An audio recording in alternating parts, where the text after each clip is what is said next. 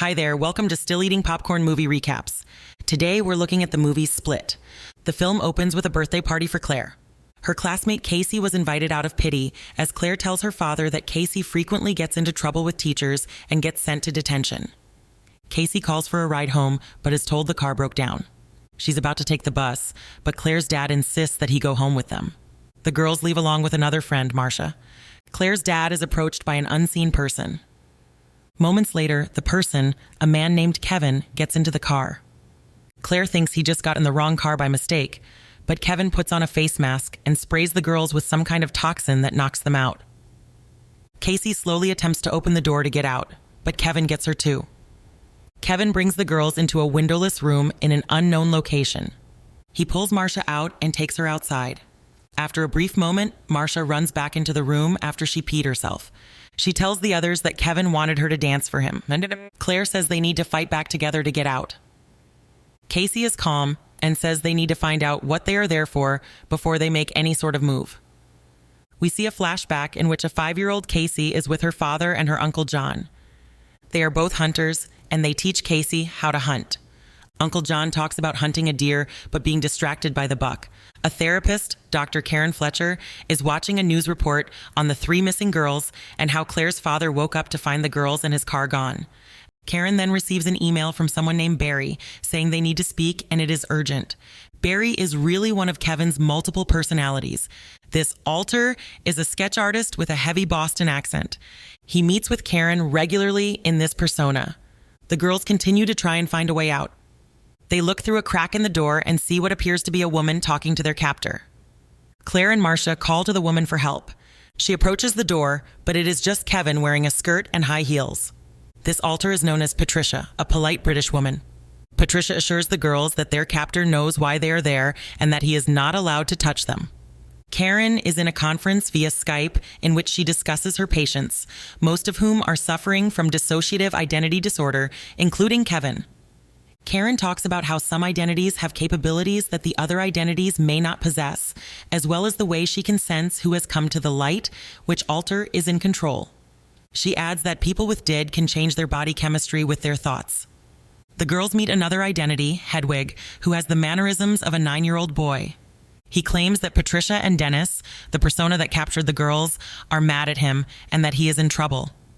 Casey talks to Hedwig in an attempt to get a way out of there by telling him that Patricia and Dennis are still mad at him and that he's in trouble. Hedwig leaves, and the girls start looking for a way out through the walls. Claire finds a hollow spot in the ceiling and starts breaking off the plaster. Hedwig starts to come back, but Casey and Marcia hold the door back as Claire tries climbing out. Kevin reverts to Dennis as Claire starts crawling through the vents.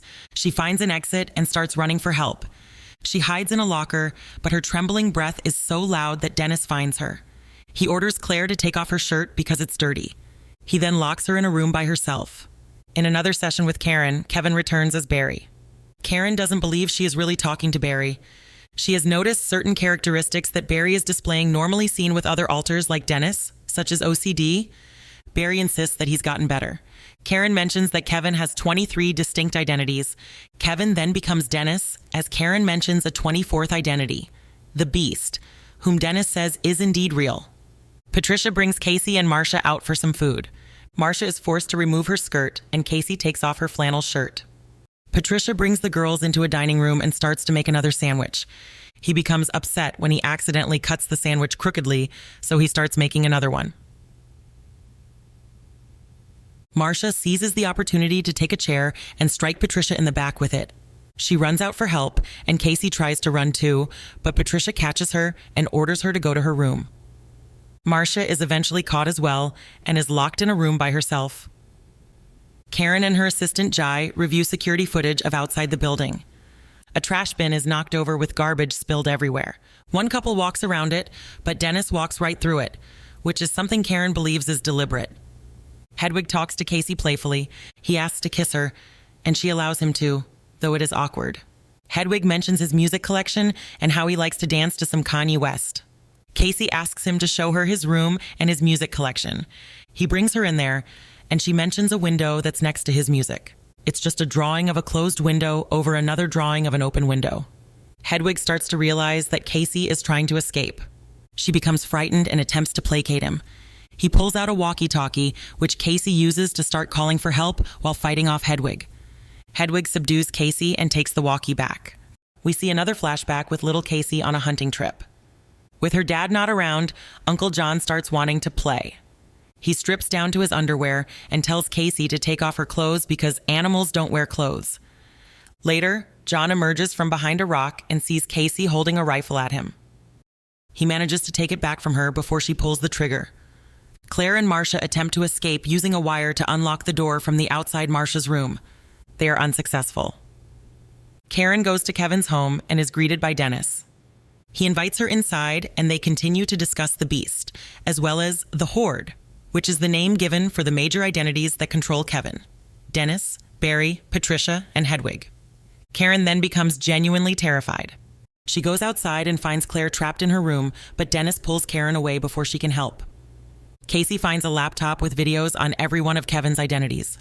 She sees one called Orwell, who discusses philosophy, and another named Jade, who is diabetic. Dennis goes to an abandoned train car and starts to transform into the Beast. He is significantly taller and stronger than any other identity. He returns home and finds Karen writing something on a piece of paper. She grabs a small knife as he crawls on the wall and grabs her. Karen starts trying to stab him, but the knife breaks. The Beast then squeezes Karen until her spine snaps and she dies. Casey gets out and tries to find the other girls. She finds Marcia dead with her stomach having been ripped open. Casey then finds Claire alive, but she gets dragged as the Beast starts chewing into her stomach. Casey finds the paper that Karen wrote on. It says, "Say his name, Kevin Wendell Crumb." The Beast finds Casey, but she repeatedly shouts his name, making him revert to normal. We briefly see a flashback of Kevin's mother yelling at him as a child by saying his full name and telling him he's made a mess. Present-day Kevin has no memory of what he's done, as Casey tells him he killed Karen, Claire, and Marcia. He tells Casey there's a gun in one of the cabinets and that she must kill him. The major identities start to take control all at once. Casey runs as the Beast starts to come back. Casey finds some shells and loads them into the gun. The Beast starts crawling up on the ceiling and starts taking out the lights, leaving Casey with no sight to shoot at him. The Beast attacks Casey, ripping her shirt and biting her leg, but she gets away. She closes herself in a cage and loads the gun with more shells. The Beast starts bending the bars to get in, but he then notices multiple scars on Casey's body. Another flashback shows little Casey after her father's funeral, and John telling her he will be her new guardian. The Beast then proclaims that Casey is pure-hearted, and he leaves her alone. Not long after, a man goes downstairs and finds Casey. He carries her outside to safety. She looks around on the outside and sees many animals in an enclosure. Medics arrive and take Casey in. Kevin is somewhere by himself, with the Horde controlling him completely now. Patricia says that the Beast will protect them now. The last scene is in a diner where people are watching a news report on what Kevin did. The anchorwoman mentions how the Beast identity displays characteristics of the animals in the enclosure where he worked. A patron mentions that the case is similar to a man in a wheelchair from 15 years earlier. When she can't remember his name, someone next to her replies, "Mr. Glass." It's David Dunn, Bruce Willis, his character from Unbreakable.